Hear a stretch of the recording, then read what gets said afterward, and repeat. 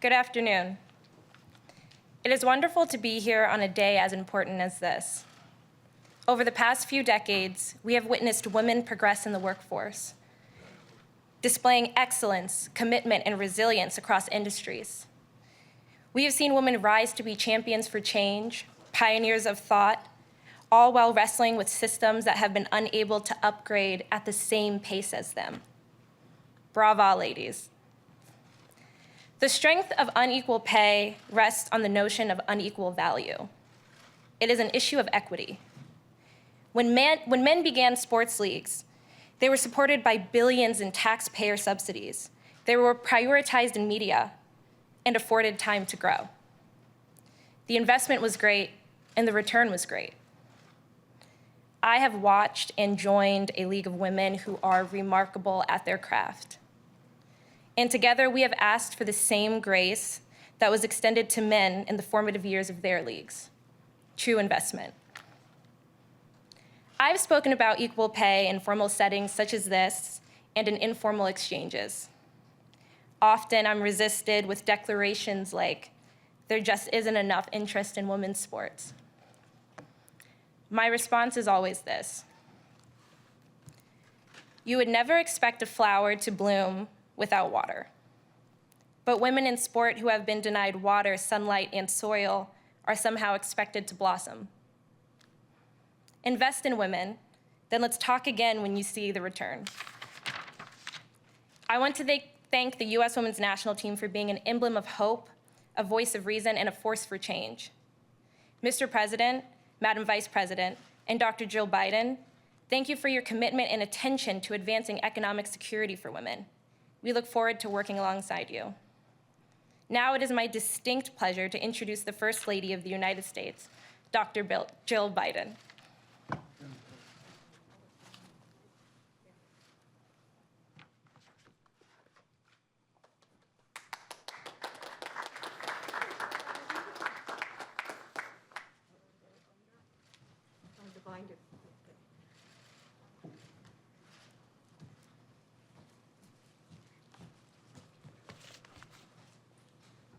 Thank you. You know, Margaret, you've been called one of the most exciting players to watch this year. And though you are new to the national team, you've already stepped up to serve on the league's collective bargaining executive committee. So thank you for your leadership and for being a role model to so many young women and girls around this country. Thank you. So hello, everybody, and welcome to the White House. When I got my first teaching job, I was thrilled.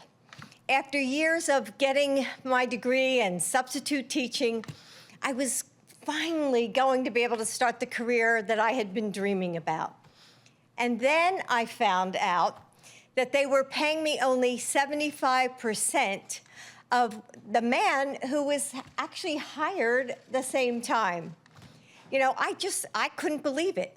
It wasn't just the money, though that was unfair. It was the lack of respect, the discrimination. Why was my work worth less?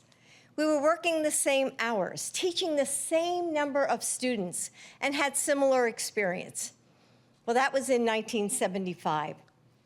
And today, all these years later, there are women who are still in the exact same position. This is personal to me because it's personal to all women. It's one example of how we still treat women differently than men, and it's wrong. And as this pandemic widens the income-wealth gap between men and women, it's urgent. Because this issue is so much bigger than the number on a paycheck. Our work gives us a sense of purpose. It's often how we make our mark on the lives of others and the world. For me, teaching isn't just a job. It's part of who I am. And that's why, when I became First Lady, the honor of a lifetime, I also knew that I had to do it while holding on to this piece of myself. I had to keep teaching. As Joe's dad used to say, a job is so much more than a paycheck. But our paychecks reflect how we are valued by our employers and even by our communities. How do we value women when they have to work 3 months and 24 days longer to make the same amount as their male colleagues? How do we value the Black and Latina women who have to work many months more just to make up that same number? Equal work deserves equal pay, no matter who does it. And since my first teaching job, we've made progress in many ways. But I don't want my granddaughters to having to fight this same battle. I don't want them to worry about getting paid less solely based on their gender. It's way past time to pay women equally. And with the passion and dedication of leaders like Megan Rapinoe, I know we can get there. And Megan, you'll have to forgive me, but I decided not to dye my hair purple again. The last time I saw her, I sprayed purple on my hair. But that doesn't mean I'm any less excited that you are here. One of my most cherished moments with my grandkids was watching the U.S. women's soccer team win the World Cup in 2015. They were in awe of you, especially our soccer player, my granddaughter Maisie. And then you went on to become the first team in history to win 4 women's World Cup titles. You've shown again and again and again that grit, skill, and the ability to bring home championships have no gender. And you've been fearless in your mission to make sure that pay has no gender either. In fact, you and your teammates put your careers on the line for this cause. When you saw your male colleagues being treated differently, you stood up and you said, enough. That courage is why you are a hero to my grandchildren and fans around the world. Over and over, you inspire us to stand tall and speak out. From our whole family, and especially our granddaughters. Thank you. Thank you.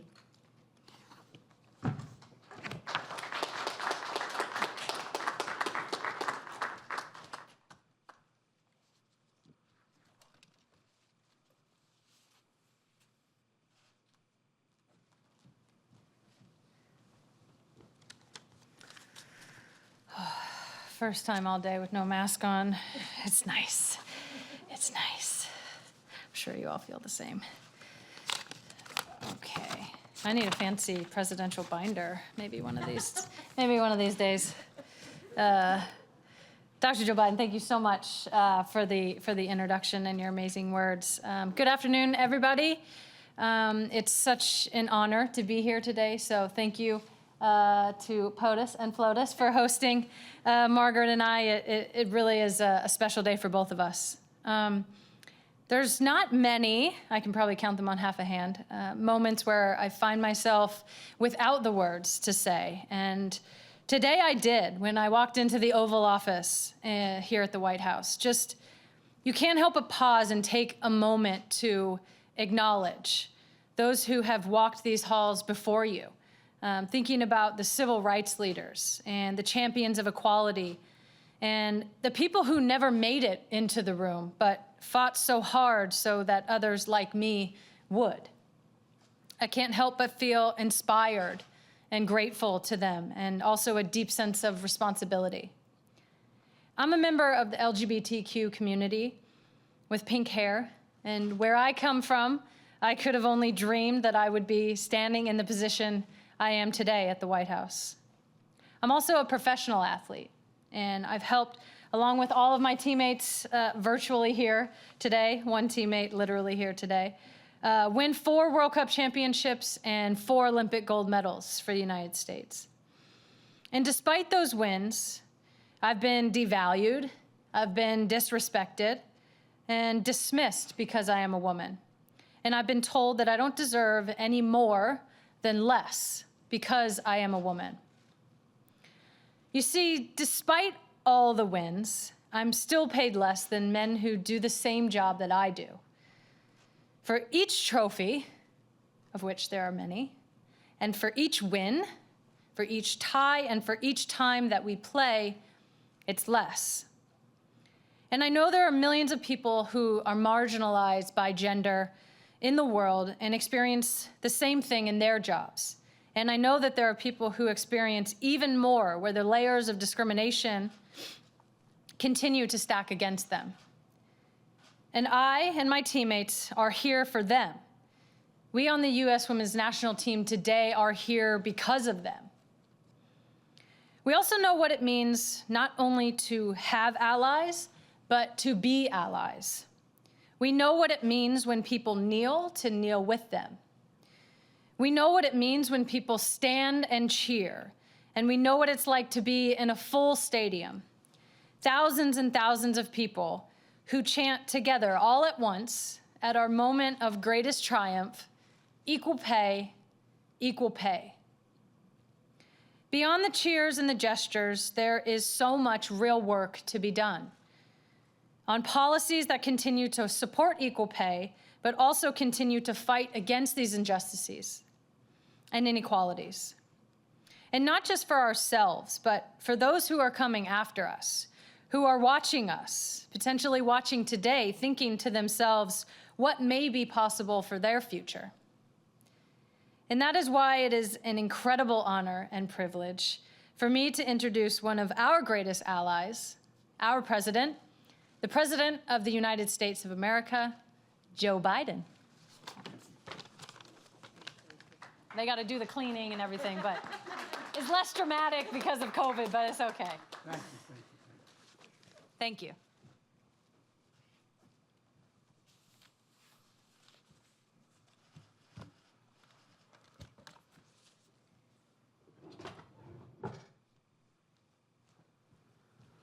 Well, good afternoon, everyone.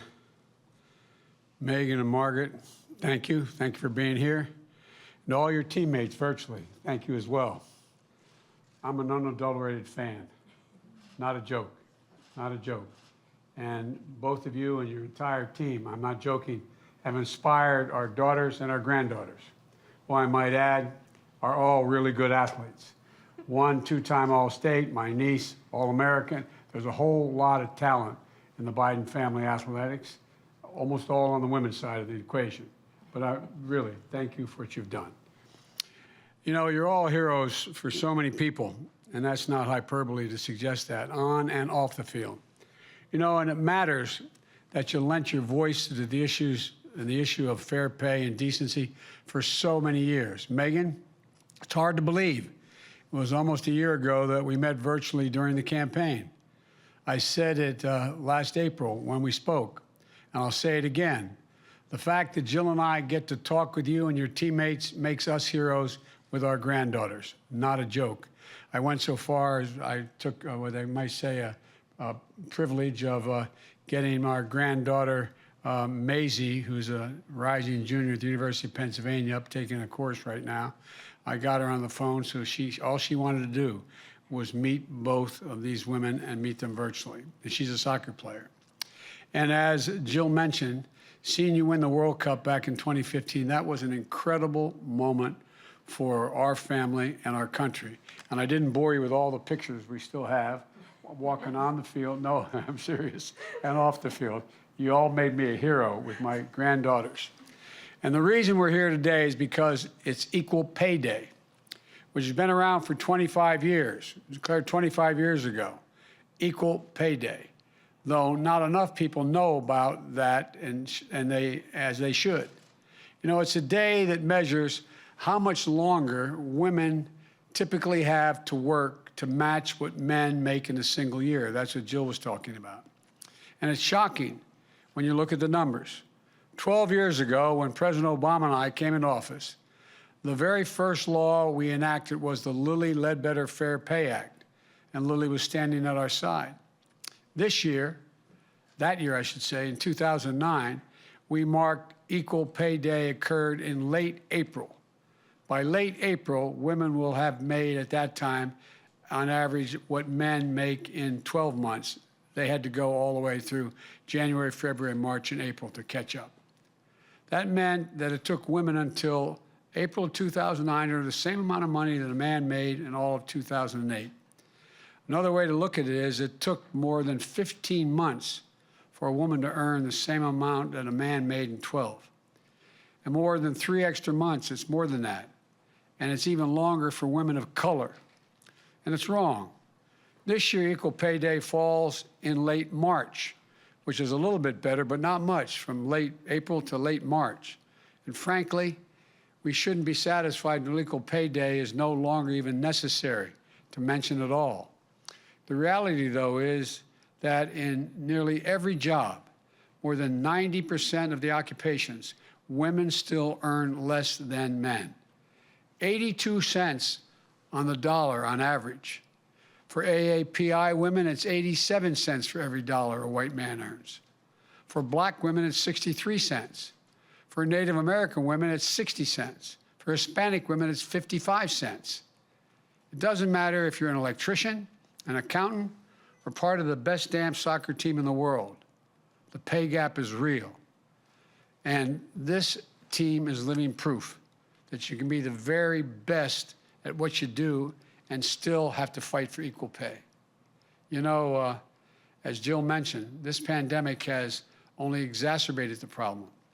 Women are on the front lines as essential workers, particularly women of color, in hospitals, grocery stores, child care facilities, farms, factories, but they're still earning less.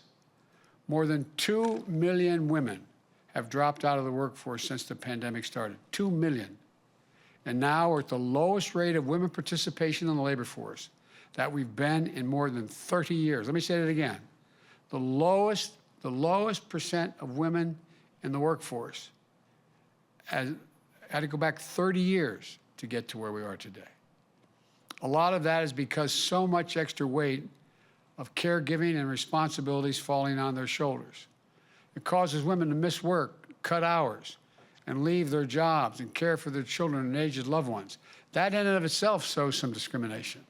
How many men are staying home and doing it and the women staying in the workforce? It undermines financial security. And by the way, it's hard. I was a single parent with 2 children after my first wife and daughter were killed well over 40 years ago. And the fact of the matter is, I was a U.S. Senator. I was 29 years old. I was making $42,000 a year, and I couldn't afford help to take care of my kids while I worked. Thankfully, my mother, my sister gave up her job, my brother, they helped me raise my kids. It undermines financial security for women and families. It hurts our entire economy when we lose the talent and hard work of so many people. In the American Rescue Plan you've heard so much about that we just passed, it was designed to address this core challenge. It puts money directly into the pockets of people who need it the most. $1,400 checks for 85% of American households. The 100th million check has been deposited as of today, and many more are on the way. It also expanded the child care tax credit. And here's what that means for those who don't know. Right now, if you file for federal income tax, you get up to $2,000 credit for each child. But if you need help the most, if you're making a minimum wage job and you don't make enough to pay federal income tax, then you don't get this credit. But because of the American Rescue Plan we passed, if you have 2 children under the age of 6, for example, and you're making $7.25 an hour, which is the minimum wage so many people are making, you'll get a check for $3,600 per child, or $7,200. Roughly, you get $500 a month. It's mailed to you by the federal government. That's life-changing. The American Rescue Plan is going to cut poverty across the board in America by about 31%. and that's a significant lift up for women. The law provides $360 billion for funding state and local governments. What that means is that's going to prevent layoffs on jobs often held by women, nurses, teachers, healthcare workers, home healthcare aides, because the states have to balance their budget because they can't, because of the lack of income coming in without the help from the federal government. They have to lay off those essential workers. And the law also includes $130 billion to reopen our schools safely, $40 billion for invest in child care investments, $160 billion to get the country vaccinated and beat this pandemic. All this is going to give millions of women, including many moms and dads too, the freedom to rejoin the workforce and make the career choices that are best for them and their families. But there's so much more we need to do, so much more. We need the Congress to pass the Paycheck Fairness Act. The bill will remove loopholes in the law allowing employers to justify gender pay disparities. It would help hold employers accountable for systemic pay discrimination. It would help level the playing field for women and people of color by making it easier for workers to challenge the disparities as a group. It would increase pay transparency. By that I mean, there's a whole range of American corporations. If you sign the Fortune 500, you sign up with them, you cannot reveal, it says in your contract, you cannot reveal your salary to another employee. Why is that? They don't want me sitting there saying, well, I'm making $60,000 with a woman doing the same job, and she looks at you, you're making 60, I'm making 40. They actually try to hide it. That's what I mean by transparency. Some employers may not allow you to know, exactly, as like I said, how much the person sitting next to you is making. Some may even discipline you for asking that. That has to change. Too often, secrecy is part of the problem. We know information is power. You can't solve the problem if you don't know you're not getting paid fairly. My administration is going to fight for equal pay as it become a reality for all women. It's about justice. It's about fairness. It's about living up to our values and who we are as a nation. Equal pay makes all of us stronger. It's not just women who care about this. I've been around the country. I've gone right into union halls and asked the men in the room, how would you feel if your wife or your sister didn't earn the same amount of money as the man doing the same job next to you? And you hear them respond, they don't like it. Why? When your spouse or your sister is making the same amount of money the man she's standing next to making, it means that when the hot water heater breaks, she can replace it. It means you get 4 new tires on the car. It means everybody's life is made better in that family. Let me close with this, that to come out of this crisis and build back better, we need to erase the gender pay gap by ensuring that women have access to good paying jobs, by raising wages for working folks and fighting for their right to organize and collectively bargain. Because we know unions lift women's wages even more than they lift men's. And by investing our care infrastructure, in paid leave, child care, home care, so that people can care for their families and also go to work. There's a lot to do, but together we can ensure that our daughters have all the same rights and opportunities as our sons. And if we're able to do this, it'll be transformational for our nation. That's the goal. That's what this is all about. That's what this team, all of you are all about. Let me make one more point. I've told my daughters, granddaughters from the time they were old enough to understand what I was saying, and I mean it. There's not a single thing a man can do that a woman can't do as well or better. Not a single thing. I was among the first senators ever to appoint a woman to the Naval Academy. I was just able to, as President of the United States, appoint 2 women as 4-star generals who now are combatant commanders. 3 out of the 6 are combatant commanders, and they're women. Women. There's so many, some in the Congress, who are jet fighter pilots. flying at twice the speed of sound.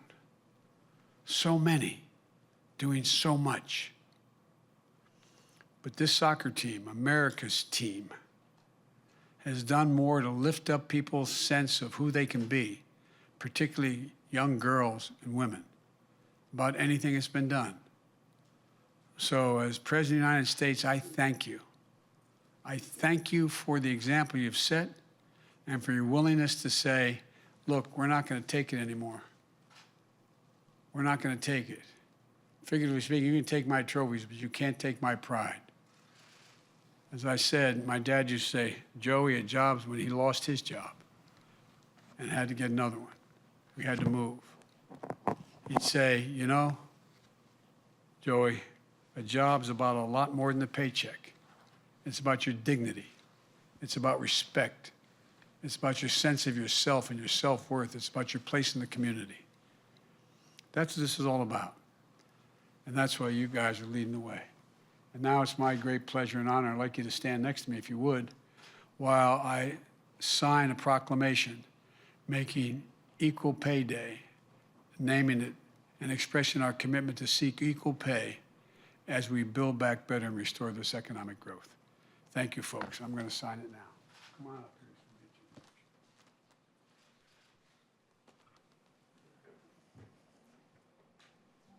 The title of the proclamation is National Equal Pay Day 2021.